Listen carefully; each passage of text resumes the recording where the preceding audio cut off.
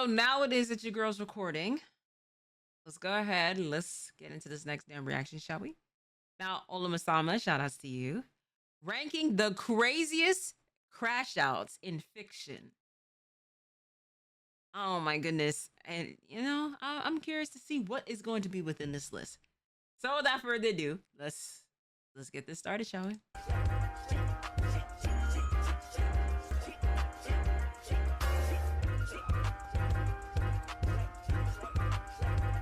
Throughout 2024, we've seen plenty of terms being used and become a part of our everyday language, but one of the most popular words that's been ingrained into 2024 has got to be the term crash out. And to be honest, the word's been driven into the ground to a point where it can legitimately be considered brain rot. And I think we can all agree that over time, it's lost a large part of its original meaning. So in today's video, I want to not only remind ourselves what a crash out actually is, but also talk about some of the biggest crash outs in all of fiction. So first, let's define the term. Urban Dictionary has multiple definitions that are fitting for the meaning. The most popular definition says that a crash out is to go insane and or do something stupid. Another one says that a crash out means to get really mad or upset or lose all your self-control. But my personal favorite definition has to be that crashing out means to willingly or unwittingly enter into a situation knowing the outcome will not be good. From these definitions, we can get the idea that there are multiple stages that make up a crash out. There first seems to be a moment of anger / insanity that causes someone to do a stupid action which will likely have bad consequences.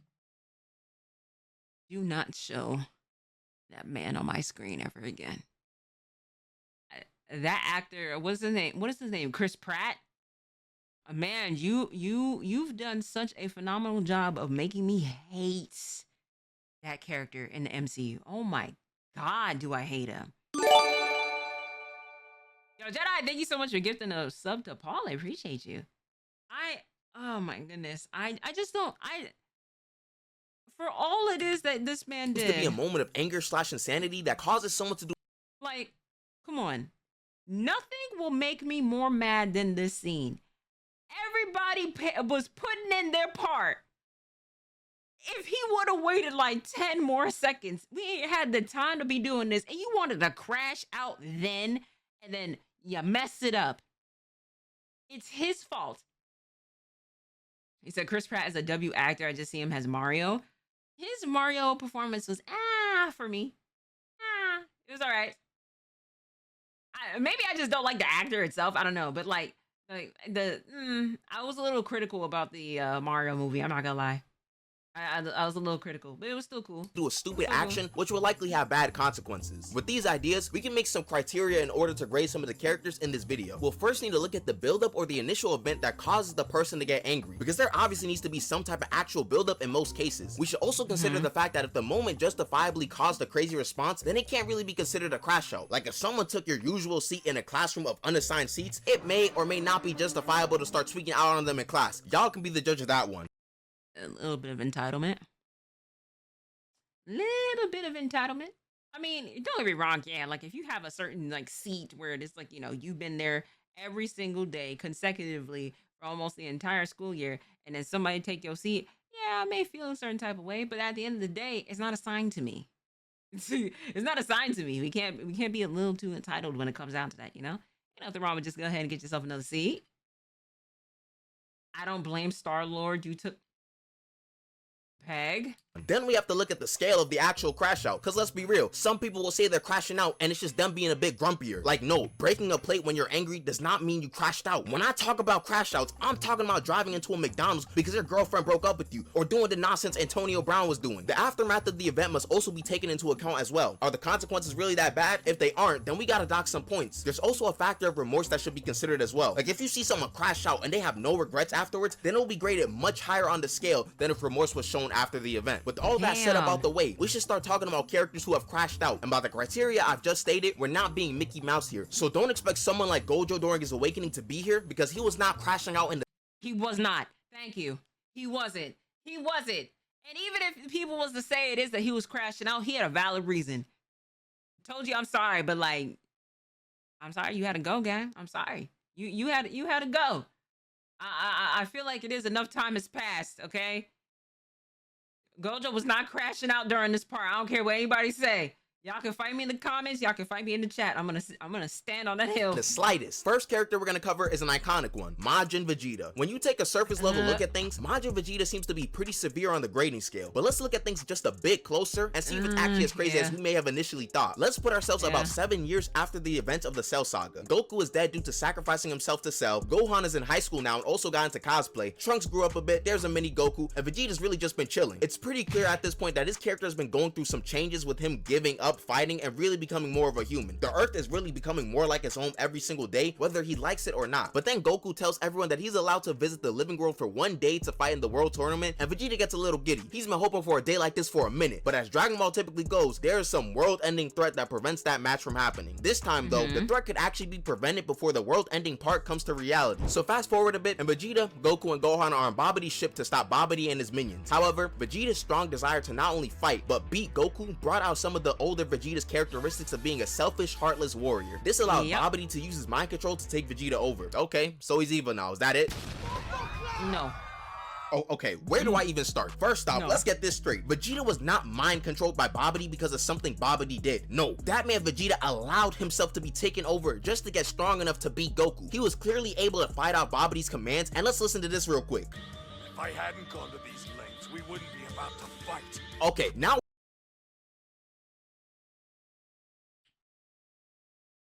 Yeah. I feel like it is like at that point, like Vegeta was very much was just like, I bet, like I don't need mind control for this. Like this is just pure hatred. This is just off of the years of how much it is. Like I had a disdain. Nah, I'm ready for this.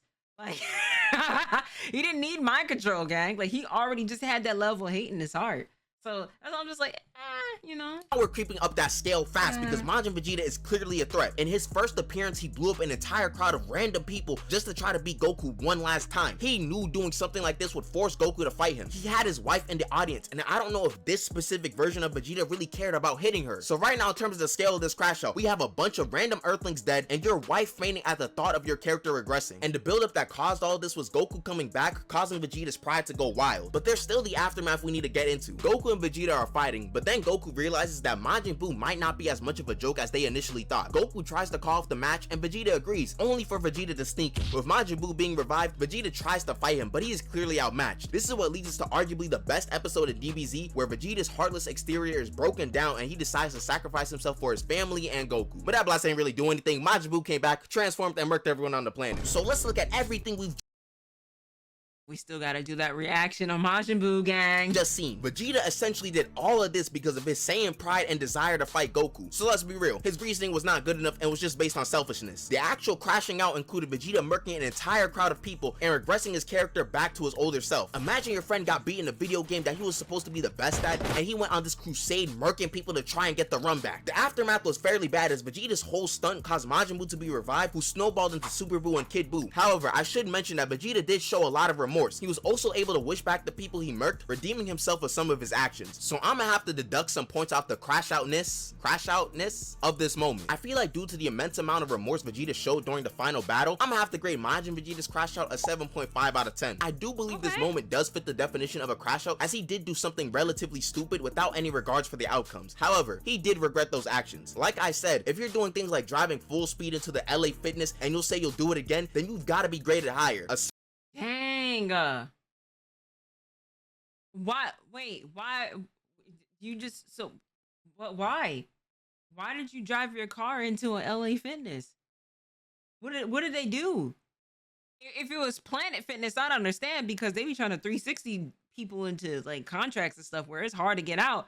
But LA Fitness, gang? What did they do? Things like driving full speed into the LA Fitness and you'll say you'll do it again, then you've got to be graded higher. A certain character later in the video will personify this idea to a T. Switching genres just a bit, I want to shift to a different character, that character being Symbiote Spider-Man. Symbiote Spider-Man is an interesting case because he's one of the few characters that could be seen as an actual crash out, meaning that we're not just defining one action of a character, but the actual character themselves. Basically, in all Symbiote Spider-Man renditions, he has the potential to start tweaking out and doing something that is really excessive for the situation. As I kinda emphasize with Vegeta, violence against random people is rated very highly on the Crashout grading scale. However, we don't really see a lot of the Symbiote Spider-Man just punching up random people. Their stories more so focus on Peter's interactions with his loved ones and how his increased irritability affects his relationships. Yeah, I wouldn't say it's a crash out, but after a while he was remorseful for what it is he was doing. That's why he had to try to remove himself away from the symbiote within itself. So, I mean, I would actually put this crash out lower than the first one. I'm gonna be honest here. Maybe that's just me. We can kind of infer that he'd do this with complete strangers, but I don't know if Peter typically has a suit long enough in a lot of media to actually start doing stuff like that. In my opinion, based on the criteria I mentioned before, Symbiote Spider-Man gets a lot of his points from what he be doing to his villains. Half of the time, the villains don't even do anything crazy, but Symbiote Spider-Man will go out of his way to try to murk them. Look at what happened with Shocker in the animated series. Spider-Man verbatim said he'll go to the ends of the earth to find him. He was not joking. I know he was not joking. And I'm pretty sure all of this started because Peter went out of his way to fight Shocker after breaking into Eddie Brock's house. Stuff like this is just not justified in the slightest. Spectacular Spider-Man also straight up tried to murk Dr. Octopus, but he wasn't necessarily doing charity work, so there's at least a bit more justification. But at the end of the day, most of the symbiote suits get taken off because Peter sees that he's becoming too violent and irritable. So I'd say most versions of the symbiote Spider-Man will probably be a 5 out of 10 on the Crashout. Okay, so we're both on the same page here. We're both on the same page. This is why I was just like, I wouldn't say it's a crash out. You know, I'd say like just a little moment. Yeah, he had a little episode. That's it. It's not even a real crash out for real. But we'll give the animated series Spider-Man a 6 out of 10 because that series made sure to really show Peter tweaking out. There are comic versions that are probably higher on the scale, but I'll stick to what I know. Before we get into the Demon Child, if you're enjoying the video and you haven't done so already, you might as well subscribe. Demon Child. With that being said, next character whose crash out is getting graded is Gon Freecs. But for those who are unaware, y'all may think that he's just a kid. So how could he really crash out? I just want to let you know that you cannot be any more incorrect. Gon is a 12-year-old, but he's one of the most unhinged 12-year-olds I've ever seen. Like even Killua, after all the things we've seen him go through in his life, is nowhere near as crazy as Gon. During the Chimera Ant arc, Gon and Killua meet Kite for the first time. Well, Killua meets Kite for the first time because Gon already knew him. The 2011 anime did a bad job explaining it, and I'm sure that a lot of That's fair. That's fair. That's fair. Yeah, that's fair. people watch that version of the series. Kite was one of the main reasons why Gon wanted to be a hunter in the first place. So later in the arc, when Kite got attacked by Pito, Gon started getting angry and was about to do something stupid. Killua did the right thing and retreated with Gon and left Kite behind. This is when we can really see how unhinged Gon can really get. Gon saw Kite's arm get cut off immediately and thought to himself, don't worry everyone, I know Kite's alive. We're already reaching dangerous levels of delusion, but you know, he was kind of right. Kite is alive, he's just not looking too hot. Gon then promises to get Pito to fix Kite, which, come on now, who's gonna tell him? Gon probably knew that Kite was cooked from the beginning, but he was just in denial, which probably makes what he does next even crazier. And if you want some more analysis on why that may be, I'd recommend you go watch this video because I think it provides a new perspective on Gon. To not drag the build up for too long, Gon and Killua meet Pito and Gon is ready to fight, but Pito's unable to fight because they're healing a young girl. Gon is furious because he doesn't want to be responsible for an innocent girl's death, but he really wants Pito immediately. Pito asks Gon to wait for some time and he agrees. After the time is up, the two go off to see Kite. Pito then reveals that they can't fix Kite and that he's actually dead, which causes Gon to transform. Yep. Yeah. In case you don't know what just happened, Buddy just aged himself like 10-20 years to gain enough power to fight Pito. The fight that proceeded was not actually a fight, it was a beatdown. Truly a one-sided devastation. Killua arrives and Gon is still punching Pito after they're clearly dead. And Killua is understandably shocked because his best friend, who's the same age as him, is now a grown man and has enough Nen to bake a royal guard. However, as we may know, Nen can get stronger after death, and one of Pito's abilities was still active, allowing them to cut off Gon's arm. But after his arm got cut off, he tells Killua that he's fine and he feels happy. He feels happy, yes. He is showing absolutely no remorse or regret for what he's doing. And the aftermath for this, Gon looking like this. This is his arm, bro. Yeah. Yeah, I ain't gonna lie. I'm grading this one high. I don't want to say it's a 9 out of 10, but you know, it's close. It's close. It's close. It's very close. Don't let his smile trick you. He is willing to throw away his life for revenge. This is probably the first crash out of this variety on the list. With Vegeta's case, we see him murking other people and not caring about anyone else but his fight with Goku. In Gon's case, depending on who you ask, Gon is justified in trying to murk Pitou for revenge, but in the process, he's willing to throw away his own life. One of the original YNs. Yes. Hi, bro. I have something. I don't know if Babs told you or not, but I have something to show you. Which, in my opinion, constitutes as crashing out. The fact that he shows little to no regret for all of this is also very telling. And let's not forget, Gon is doing all of this at 12 years old. What was I doing at 12 years old? Playing with Beyblade? Grading Gon's crash out is actually pretty easy. Although the buildup has decent reason for a more drastic response, Gon's response was well beyond the threshold. Gon forcefully aged himself a couple decades, which just blows away my suspension of disbelief. Gon not only murked Pitou, but spent God knows how long punching their corpse. Then there's him not really caring about what happened afterwards or if he died, all for the sake of revenge. And then there's the potential he went into all of this knowing Kite was gone for real. Yeah, 9 to a 9.5 out of 10. Like I said, it was close. It's close to a damn 9. I'm sorry. I was like, yeah, that's up there. That's up there. Yeah.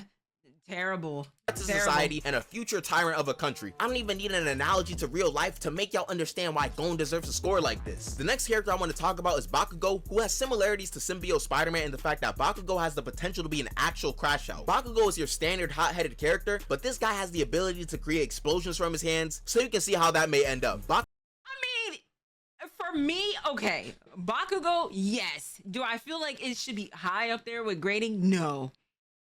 No, he just has his moments. He's just like a little dickhead. I'm sorry. Like, the only thing it is I would say is like he just has would we call him a friend? I like us like what he did. He has fucked up moments. Like that's what it is. Excuse my language.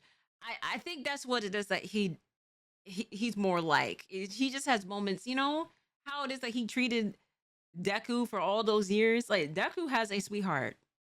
He has a genuine heart. Hell no, we not calling him a friend, but his mom, Mango. Lock in, gang. Deku got a kinder heart than me, because if you kept picking on me and kept starting fights with me the entire time, hey, listen, I'll start to build up a little bit of a dark energy. I'm not gonna lie. Just be like, hey, listen, gang, if you gonna start this with me, you better go ahead and hit me with every last bit of energy and power it is that you got. Because I promise you, the moment it is that I'm able to get back up, I'm putting you on a t-shirt. Best believe, Deku's kind. I talk about that all the time. Deku and Naruto.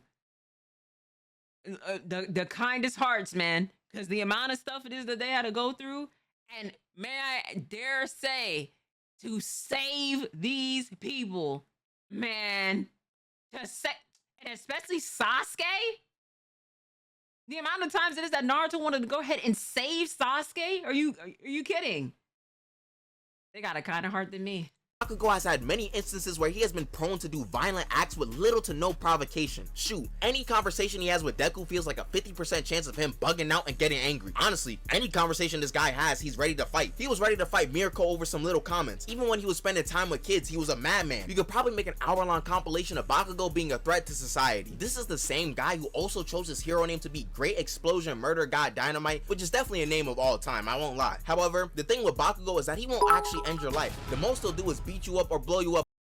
If I be Deku, you know what gonna happen with Bakugo. A bit. Like, Bakugo hasn't actually murked anyone he said he wanted to murk. He's all bark and some bite. That bite being... You know what? That's a very good point.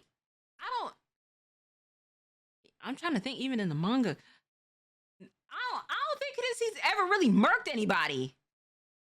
What? Oh, wait, hold on, wait a minute. So you are all bark and no bite. To be honest with you, you ain't just a crash out, bro. You know what I mean? You just have your levels of tantrums. That's you call him a fraud. He just has tantrums. That's it. Yeah, it's like a little badass kid. That's it. Like, you know, the terrible twos and their tantrums. That's it that he does. Explosions that can level buildings and produce massive concussive forces. The one thing I'll give Bakugo is that before he and Deku got closer, he was coming extremely close to some homicide charges. Like, what did Bakugo think would happen if he hit Deku with his blast? Deku was cooked. Like, no more seasons after this one cooked. But as we all know, he does tone it down a fair amount after this season. If he was like this the entire series, then we'd be having different conversations. But for now, I think I'm gonna have to give Bakugo a calm 5.5 on the Crashout meter. Similar to Symbiote Spider-Man, Bakugo is quick to anger and will lash out a lot, but this also extends to random people. However, since he's a hero, he hasn't demonstrated the tendency to have actual killing intent, docking him a couple points. I'll give it a 2 honest, out of 10. He's more hot-headed than anything. I can't really call someone much of a Crashout who won't actually murk anyone. Finally, I wanted to briefly discuss 2 other characters, first of them being Datara. I don't even have much to say. He's high-key crazy, but I don't even think he's much of a Crashout. Like, he blew himself up, but he's genuinely just like this. Passion for something will make people go to crazy extents sometimes. 4 out of 10. Muscle Man has some crazy moments too, like when he took on an entire army. This was low-key justifiable though. I just spent thousands of dollars because I thought I won the lottery. Then someone or something tells me I didn't win, I'd start bugging out too. But taking on an entire army, I don't know about that one. I'd give this a calm 5.5 to 6.5 out of 10 because you are fighting an entire army. But this stuff is kind of normalized in regular show. Thank you guys so much for watching and hope you guys are having some very happy holidays. If there are any other characters or moments I missed, comment them down below and I might make a part 2 to this video. I'm still not sure yet. I'm also planning on uploading again before the year is over or when the new year starts, so look out for that. Make sure you guys rest up well during these times and spend time with your family and or friends. With that being said, have a great day and peace out. Hey. Hey. Hey. Hey. Hey. Alright, that's a calm little video. A calm little video. Now I gotta really think of who would be Mango. Talk about Bakugo's mom. Stop, bro. I'm really trying to think of like who would be like a 10 out of 10. Like a 10 out of 10 like Crash Out. Crash Out, no remorse whatsoever. You know? Maybe you guys could be able to tell me within the comments, you know? But all I'm saying is shout outs to you. Thank you so much for the video. Just shout outs to y'all in the chat. Hey, shout outs to you at home. I'll catch y'all in the next video. Oh, chosen trickster.